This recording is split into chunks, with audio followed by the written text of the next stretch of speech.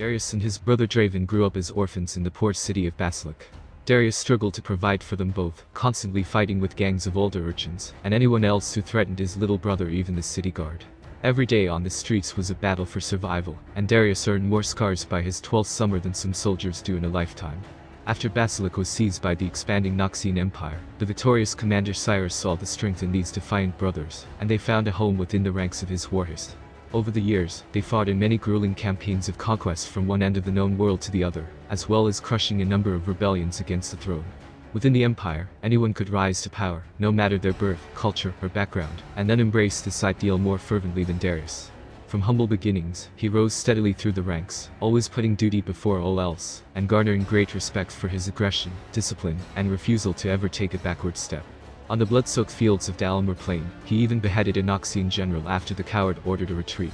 Roaring in defiance and hefting his bloodied axe overhead, Darius rallied the scattered warbands, and won a great and unexpected victory against a far more numerous foe.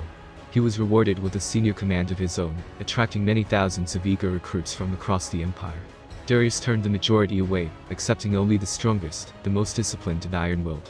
Such was his fearsome notoriety, even in the lands beyond Noxus, that it was not uncommon for entire cities to surrender at the first sight of his banners. After a grinding victory against the cloud fortresses of the Varju, a proud warrior people who had resisted decades of Noxian aggression, Darius was named the Hand of Noxus by Emperor Borm Darkroll himself. Those who knew Darius best knew he craved neither power nor adulation. He wished merely to see Noxus triumph over all, so Darkroll ordered him and his warriors far north into the Freljord to finally bring the barbarian tribes to heel. The campaign dragged on for years, ending in a bitter, icy stalemate.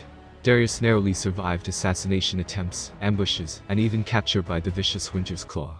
He was growing wary of endless wars of attrition, and returned to Noxus to demand a reconsolidation of the military. He marched his veterans into the capital, only to find that the Emperor was dead, killed in a coup led by Jericho's Swing. The act had been supported by many allies, including Darius's own brother, Draven. This was a difficult position. As Hand, many of the noble houses would expect Darius to avenge Darkroll, but he had known and greatly respected the disgraced General Swain, and had spoken against his discharge after the botched offensive in Ionia some years earlier.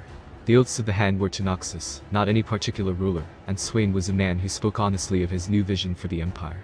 Darius realized this was a leader he was prepared to follow, but Swain had other ideas. With the establishment of the Triforks, 3 individuals would rule Noxus together, each embodying one principle of strength: vision, might, and guile. Darius gladly accepted his place on this council, and pledged to raise a new, elite force, the Trifarian Legion, the most loyal and prestigious warriors the Empire could produce, and lead the armies of Noxus into a glorious new age of conquest.